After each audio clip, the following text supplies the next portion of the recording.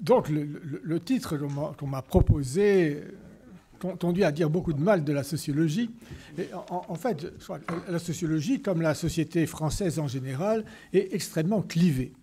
Donc on a deux grandes familles de représentation qui appartiennent, disons, au monde sociologique, et en particulier deux grandes familles de représentation dans la manière dont elles parlent du fait que les humains n'ont pas tous le même destin. Donc il y a une première famille de représentation qui insiste sur la manière dont chaque individu est responsable de ce qui lui arrive.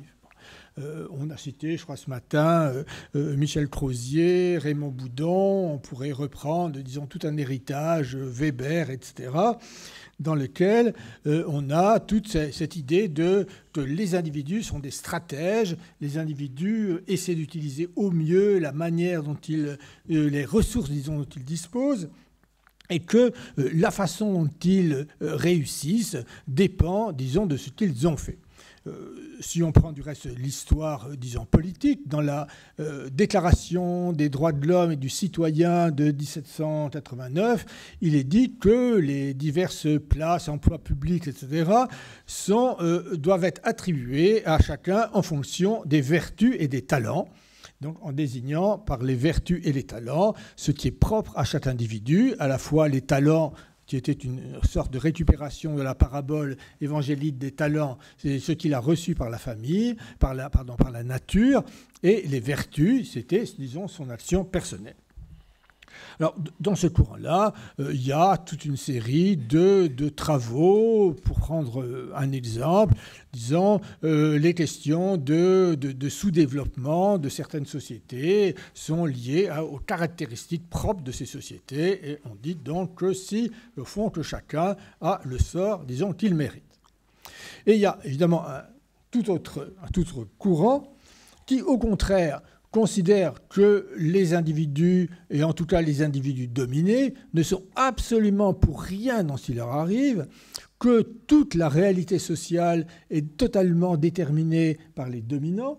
Et donc, on est, disons, dans un héritage, disons, marxiste, dans lequel, par exemple, les faits que certaines sociétés ont du mal à se développer doivent être interprétés comme une conséquence de la colonisation et de l'esclavage, et n'a absolument aucun rapport, disons, avec les individus ou les sociétés, disons, concernées.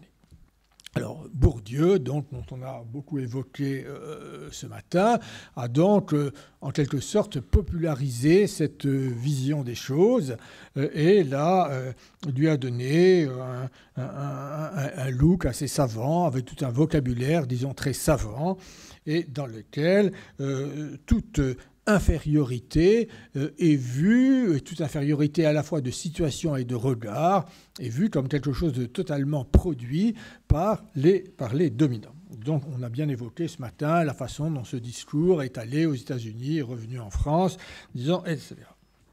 Et donc dans cette représentation, évidemment, prêter attention à la situation des dominés, à ce qu'ils peuvent avoir comme responsabilité dans leur situation, c'est blâmer la victime. Et c'est quelque chose de, évidemment, tout à fait choquant.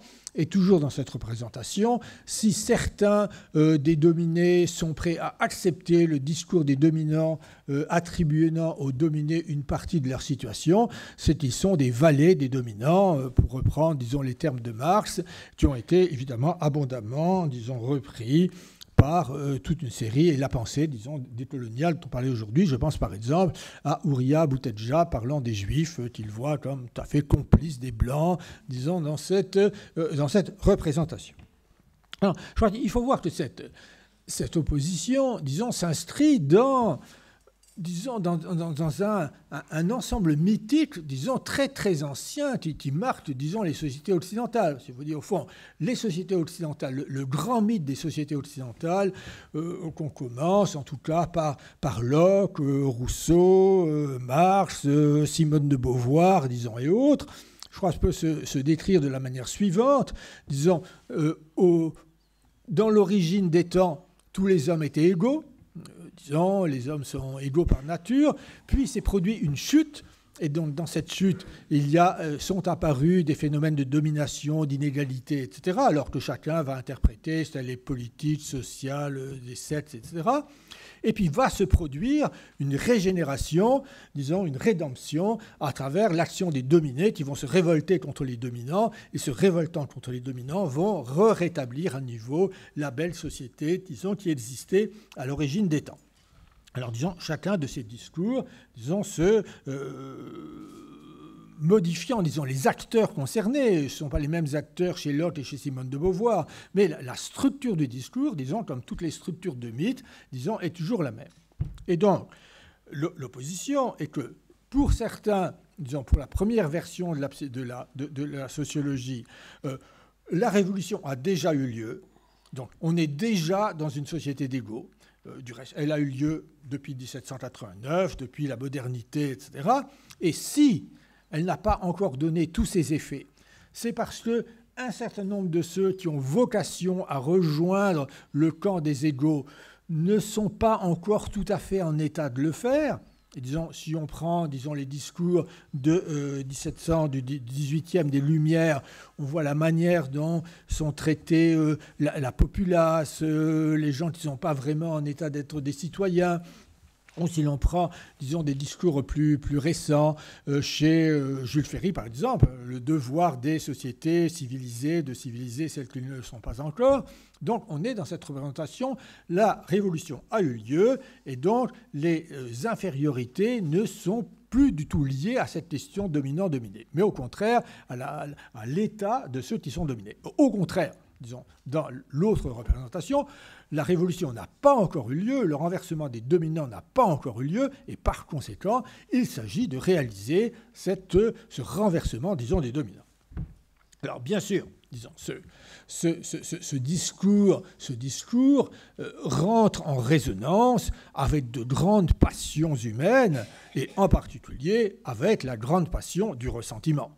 Ce discours, au fond, fournit une remarquable justification idéologique du ressentiment et peut-être particulièrement apprécié, disons, dans les univers culturels dans lesquels la théorie du complot est particulièrement développée. Au fond, entre ce discours et la théorie du complot, on a vraiment une très très bonne, disons, relation. Et vous parliez, disons, des jeunes tout à l'heure.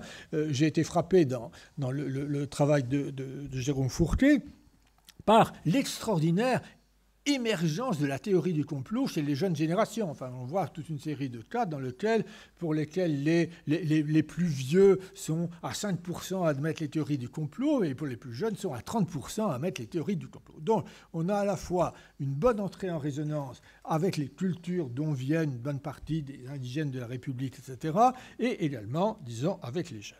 Alors, dans les études postcoloniales, on a évidemment une remarquable utilisation de ces théories et de cette version, disons, dominant-dominé, disons, de la sociologie. Sauf, disons, avant les études postcoloniales, avant cela, quelles étaient les représentations? Les représentations, c'était de dire, l'universel est advenu. La société, les sociétés occidentales ont réalisé, à travers leur grande révolution politique, à travers la pensée des Lumières, l'avènement de l'universel. Et il y a malheureusement encore des gens qui ne sont pas tout à fait à la hauteur de ce grand projet universel. Et donc ces gens, il va falloir les éduquer, les former, pour que petit à petit, ils deviennent dignes de rejoindre, disons, cette grande famille de l'universel. Alors, ce à quoi, passant dans la deuxième version, disons, sociologique, c'est de dire pas du tout. On est dans un rapport dominant-dominé. Votre prétendu universel, c'est les dominants. Alors évidemment, les mâles blancs hétérosexuels qui sont les pires. Alors les femmes blanches hétérosexuelles un peu moins bien. Jusqu'à ceux qui ont vraiment les trois bonnes cases, etc. On a, disons, toute une hiérarchie, disons, qui ont créé ça. Vous prétendez que la révolution est faite, vous prétendez que les Lumières sont advenues, vous prétendez qu'un nouvel ordre a été conçu qui permet d'échapper, disons, à l'oppression. Mais En fait, ce n'est pas vrai du tout. On reste tout à fait, disons, dans un régime, disons, d'oppression. Et en particulier, je suis, disons, très frappé par le discours, disons, des féministes décoloniales par rapport aux féministes blanches, disant, mais en fait, vous vous penchez sur notre cas en continuant à nous voir, disons, comme des êtres inférieurs.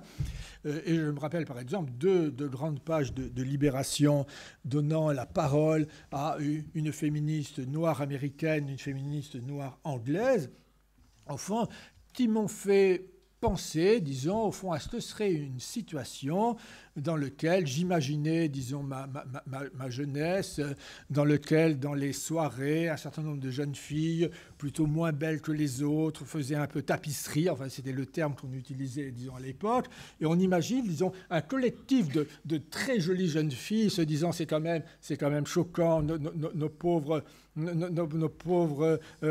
congénères qui font tapisserie, on va se réunir pour dire qu'il faudrait quand même, et on va demander à nos cavaliers de les inviter de temps en temps, pas les laisser abandonner. Enfin, et il me semble que les féministes, enfin en tout cas dans ces deux articles, ces féministes noires se sentaient traités par les féministes blanches exactement comme ce serait été, disons, dans le cas considéré.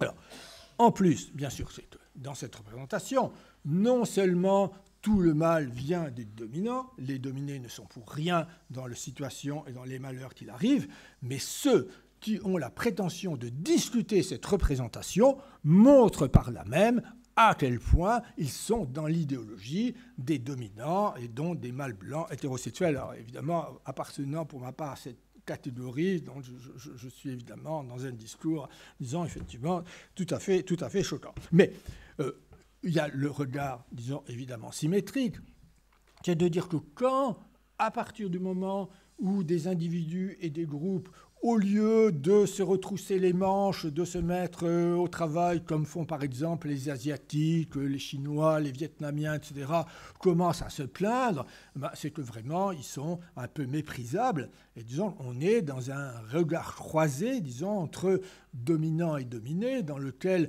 les dominants en question, quand même, regardent effectivement au mieux avec condescendance et au pire avec un certain mépris ceux qui se déclarent dominés, et les dominés, donc, déclarent les dominants comme tout à fait arrogants. Alors, on pourrait donner des tas d'exemples. Pour ma part, récemment, j'ai travaillé sur l'islam. S'il me reste quelques minutes à la fin, disons, j'en parlerai. Mais, au fond, une question, disons, qu'on peut se poser quand même, c'est est-ce que dans tout ce discours, disons, indigéniste, il n'y a pas une part de vérité? Et donc, je me permets de faire quelques instants l'avocat du diable. Et au fond, est-ce qu'on n'a pas menti à ces gens? Au fond, est-ce que le discours, disons, universaliste ne leur a pas menti? Parce que, au fond, le discours universaliste, il concerne le corps politique. Il concerne les institutions politiques. Et il est vrai qu'en matière politique, à partir du moment où on est citoyen, d'où qu'on vienne, quelles que soient ses origines, qu'on soit homme, femme, blanc, noir, etc., on a vraiment les mêmes droits, on vote dans le même bureau de vote, on fait la queue, même avec les autres, et son vote a autant de valeur que le vote de n'importe qui. Au fond, cet idéal politique universaliste a été réalisé dans le corps politique. Et si on regarde maintenant le corps social, alors là, le corps social, c'est vraiment une toute autre affaire. Parce que le corps social, il catégorise, il classe. Je pensais, il y a un certain nombre, je vois, de normaliens, disons, parmi nous, et je crois de normaliens, pas de gens qui n'ont pas été étudiants à l'école normale, mais qui ont été élèves à l'école normale, et donc qui ont le droit de se dire normaliens. Mais il y a aussi les étudiants à l'école normale qui n'ont pas le droit de se dire normaliens. Alors, donc là, on commence là, et puis vous pouvez aller, disons, au bas de l'échelle,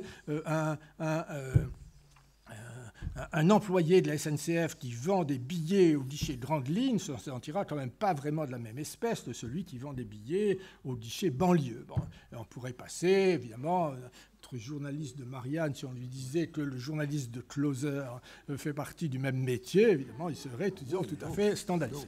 Alors, parmi, disons, toute cette catégorisation, cette hiérarchisation, il est clair, je crois, que il faut admettre que dans notre société, toutes les origines comptent.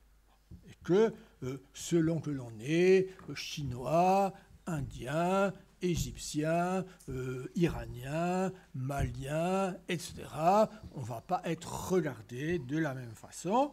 Disons qu'il y a à la fois des regards sur les collectivités qui ne sont pas identiques, et puis les regards sur les individus, les individus qu'on ne connaît pas, sont regardés comme éléments un peu statistiques, disons, du groupe auquel ils appartiennent.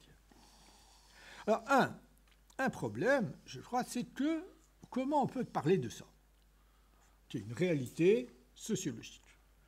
Au fond, il y a deux manières, il y a deux manières d'en parler. On peut en parler sur le ton de la dénonciation, et c'est bien ce que font les décoloniaux, et qui disent « vous nous racontez des salades, vous êtes en train de nous dire qu'on est traités réellement comme des égaux, et on ne l'est pas ». Ou on peut en parler aussi également sur le ton du déni, en disant quoi? Pas du tout, non, on est maintenant, l'universalisme est là, on est dans les Lumières, on a réalisé, pas du tout, vous êtes des citoyens comme les autres, vous n'avez absolument pas à vous plaindre, vous êtes nos égaux, du reste, venez n'importe où, vous serez accueillis à bras ouverts, etc. Mais en fait, ces deux discours sont des discours qui sont mensongers l'un et l'autre. Parce qu'il est faux de dire que la dénonciation ne permet pas de regarder la réalité en face et que le déni ne permet pas non plus de regarder la réalité en face. Alors, quel statut leur donner? Pour vous donner, disons, quelque chose que j'ai vécu, qui est un peu un autre terrain, mais non, pas si différent, dont je me suis intéressé à la société française, et je me suis intéressé à l'honneur dans la société française, disons, contemporaine, en particulier dans le monde du travail. Et j'ai eu de vives critiques en me disant comment c'est très très mal ce que vous avez fait, parce que Michel Crozier en a parlé aussi, mais il a parlé en le dénonçant. Et vous parlez de ces aspects archaïques de la société française, et vous en parlez sans le dénoncer. Vous en parlez comme de quelque chose qui existe, qui fait partie de la réalité, dont il faut tenir compte, qui ne risque pas trop de changer, alors que vous auriez dû en parler sur le mode de la dénonciation. Mais d'autres gens n'en parlent pas, surtout. On est dans le déni. Alors donc, comment sortir de l'alternative entre le déni et la dénonciation? Alors, en plus, je crois que Bourdieu, qui est quand même intéressant, et Bourdieu, quand même, on peut appliquer Bourdieu à Bourdieu. Enfin, je veux dire, et on peut appliquer Bourdieu au bourdieusien ou au bourdivin, selon le terme des autres que l'on préfère. Et au fond, si on reprend les analyses de Bourdieu et qu'on se demande qui tient, disons, ce discours. Parce qu'il y a des gens qui tiennent ce discours, puis à côté, vous avez tous les économistes matheux qui sont, au contraire, tout à fait dans le discours de l'analyse stratégique, des individus, de l'égalité, etc., les différences. Vous avez vraiment les deux. Alors donc, qui choisit, au fond, d'aller étudier la sociologie plutôt que d'étudier l'économie, le business, le droit, etc.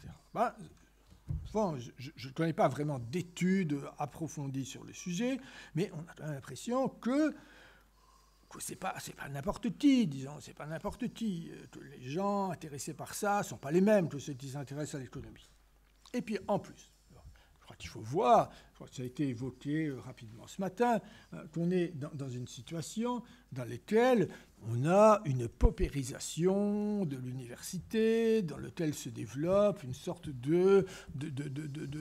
j'allais dire, de prolétariat universitaire, etc.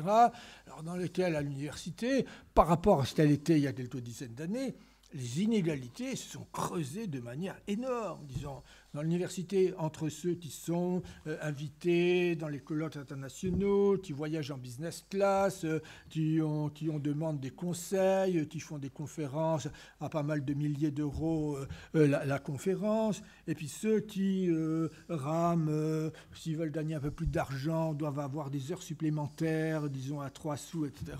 On a créé, disons, d'énormes disparités. Et donc, fond, on comprend qu'une sorte de prolétariat à qui se joignent l'équivalent des Mirabeau et des Lénine, disons d'autrefois, hein, soit marqué par ce ressentiment contre les dominants. Et je crois que Tocqueville avait bien expliqué ça, hein, que à partir du moment où on veut lutter contre certains aspects, disons, locaux, inégalités locales, etc., il est fort tentant de faire une grande théorie extrêmement générale de l'inégalité, de la domination et des affreux mâles blancs hétérosexuels, et plus secondairement de ceux qui peuvent être ni mâles ni blancs hétérosexuels, mais en tout cas qui ont deux ou au moins une des catégories correspondantes. Et donc, pour conclure, puisque mon temps est terminé, 3 minutes. Alors, je dirais, puisque j'ai 3 minutes, je dirais qu'une superbe illustration, disons, de ceci, c'est effectivement toute la construction du discours de l'islamophobie. Alors, je me permets de faire une petite publicité, parce que je viens d'écrire un livre qui vient de paraître sur islamophobie, intoxication idéologique, dans lequel j'ai vraiment analysé de manière extrêmement précise toutes les démonstrations, disons, de l'islamophobie. Et dans lequel on voit que quand on prend tous les travaux, que ce soit les enquêtes d'opinion, les sondages, etc., on est vraiment on est dans les fake news, disons, tout à fait au dernier degré, que les conclusions des études n'ont absolument rien à voir avec les données, ce qu'elles se reportent. Et quand on voit que ceci, disons, prend sens dans le contexte postmoderne qui a été évoqué tout à l'heure, dans lequel, là, dans le contexte moderne,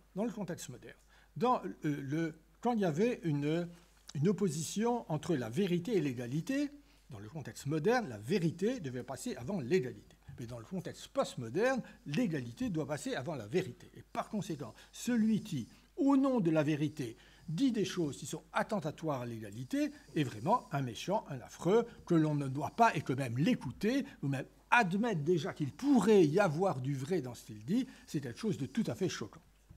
Et donc, voilà, on est là. Alors, comment reconstruire l'amour de la vérité ? Je dirais que je crois qu'ici, tous, on y travaille, mais qu'on a beaucoup de travail. Merci. Merci.